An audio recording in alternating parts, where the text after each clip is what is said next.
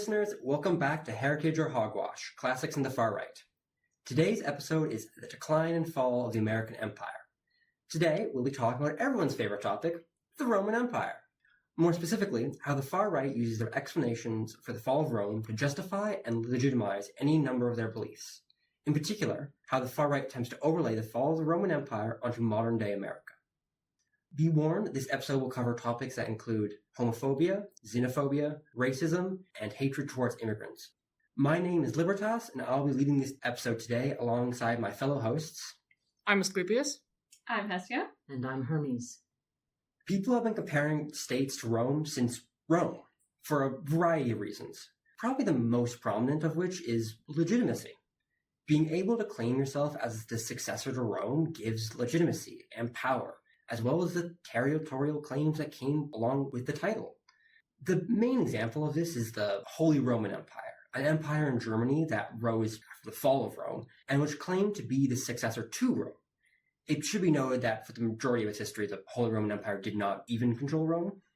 To explain very briefly, as the resident medievalist, the Holy Roman Empire was established when Pope Leo III named Charlemagne as Emperor of Rome about 300 years after the Western Roman Empire had already fallen. Following that, it was ruled by various Germanic princes of the territories it encompassed that actually elected their emperor, mostly Habsburgs, funnily enough. It gets the holy part because even though the emperor was elected by the ruling princes, he had to receive assent from the pope in order for it to be official. So it was only barely holy, it was decidedly not Roman, and there's actually still debate as to whether or not it can actually be qualified as an empire. Another reason people compare states to Rome is that Rome is cool. People like Rome, people like its aesthetics. That's why you have so many modern groups that use them. There are tons of websites or groups that use Latin terms, even think of the news groups Vox or ProPublica.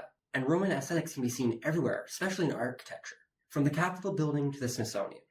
And ever since people have been comparing themselves to Rome, they've been comparing their contemporary issues to the fall of Rome. Perhaps the best example of this, and what this episode will focus on, is modern-day America. People love comparing America to Rome, and it makes a degree of sense.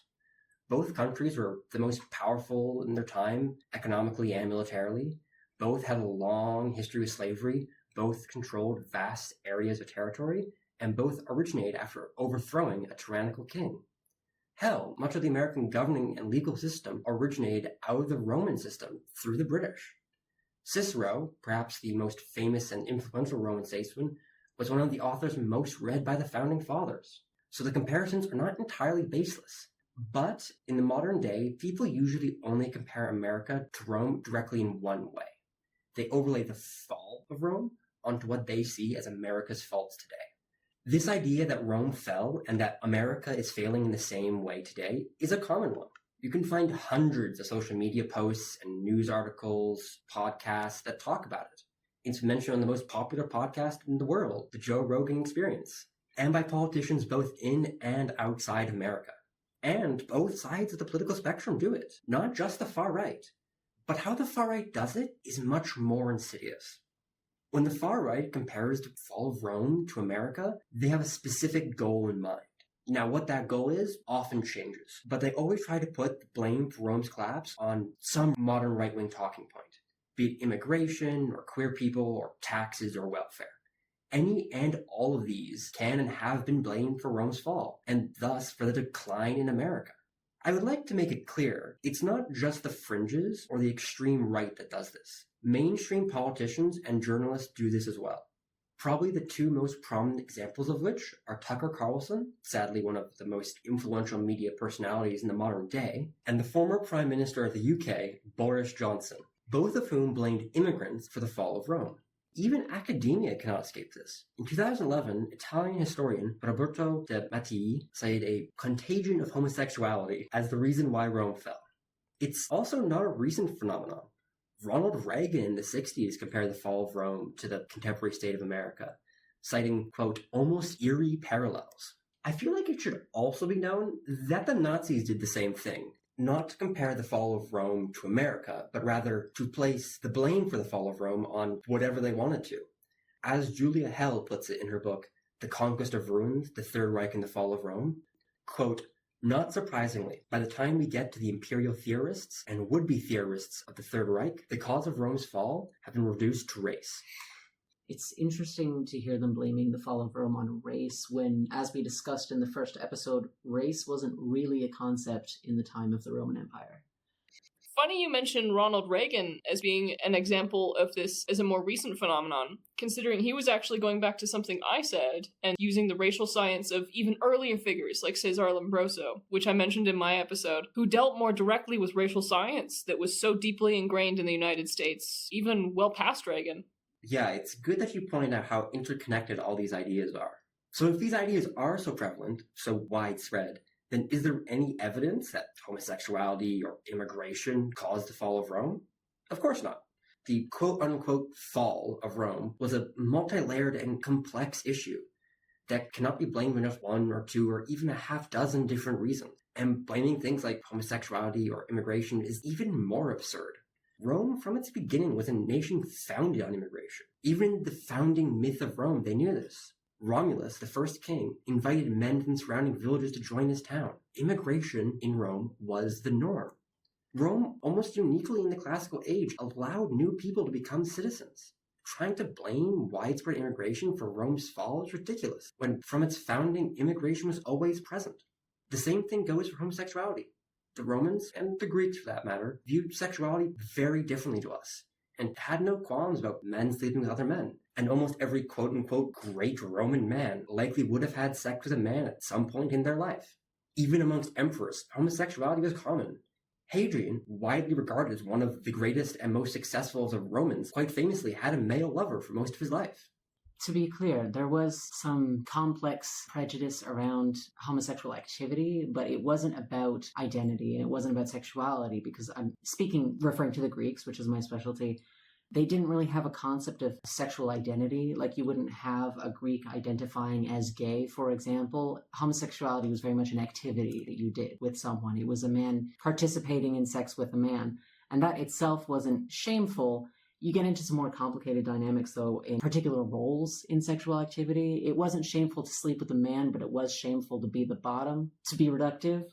Yeah, you make a very good point. It was a very deeply complex topic. I don't know that much about the Greek. I know more about the Roman. But even then as well was also quite complex, and I'm simplifying the issue.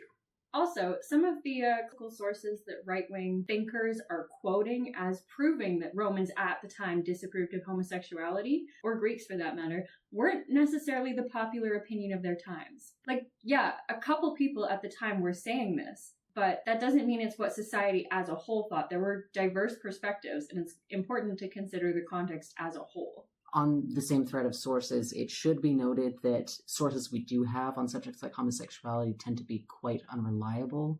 Allegations, particularly towards emperors and similar high-status Romans, and to a lesser extent Greeks, would often include allegations of sexual misconduct or emasculation as a common form of denigration towards those figures, which, feeds into the, as you said, very complex stance towards things like homosexuality. I'm so glad you mentioned sources. It's really important to be aware of where historical information is coming from, which leads me to my next topic. If these ideas don't really have any factual basis, then where did they come from? Almost every single person on the far right has two sources. The first and more recent, though less popular source, is Sir John Glubb. He was a lieutenant general in the British Army and a prolific scholar who published in 1978 an article titled The Fate of Empires, in which he posits a 250-year or 10-generation cycle that all empires must follow. This idea in recent years has become incredibly popular and has been discussed in books, articles, and podcasts. Glubb argues that all empires fall into this 250-year cycle marked by 6 different ages, ending with the, quote, age of decadence, which Glubb argues is marked by immigration, welfare, defensiveness, and a weakening of religion. Now, as you might be able to guess, the far-right loves to use this to overlay Rome onto America, as these are the same issues they see in America. As well, it's also very convenient that America is now almost 250 years old, almost the end of Glubb's proposed cycle. But it should be noted that Glubb provides little to support his argument for this cycle, and how he arrived at the 250-year cycle is really interesting as well. I'd like to ask my co-hosts, when do you think Rome fell? Well, the Western Roman Empire, at least. Thank you for specifying. I think that it probably fell in 476. I think that's the classical year everyone gets given. 476, Rome fell. As someone who does not study Roman history and is purely going by general knowledge, I would say generally sometime around that point, right around the turn of that century. I barely worked past the founding of Rome, so I'm really not sure what to contribute. Those are all the usual times listed for the fall of Rome. But I noticed none of you list 180 AD, because that's when Glubb puts the fall of Rome. As to him, everything after that was all civil wars and political instability, ignoring all the civil wars and political instability before that. Part of the reason he chose that year leads me to the second source that the far right draws upon, Edward Gibbon. Gibbon was an incredibly influential Roman historian who released in 1776 The Decline and Fall of the Roman Empire, a 6-volume behemoth that traces the decline and fall of Rome, starting around 180 AD to the end of the Western Empire, as he puts it, in 476, and the fall of the Eastern Empire in 1453.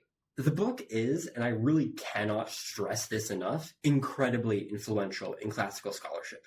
It set the groundwork for all modern classical scholarship, and the book was praised at the time for being incredibly thought-provoking and with a well-cited usage of both classical and contemporary scholarly sources. But while Decline and Fall was incredibly influential and important, it was also deeply flawed. Gibbon places the blame for the fall on numerous things, including homosexuality, corrupt governance, welfare, and most prominently, immigration. These ideas have since been quite thoroughly debunked in modern scholarship. We now have a much better access to sources, both literary and archaeological, and have developed much more nuanced and, frankly speaking, better reasons for the fall of Rome.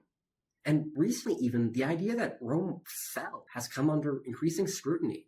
But almost anyone in the far who talks about the fall of Rome is using him as a source, and usually ignoring any and all modern classical scholarship.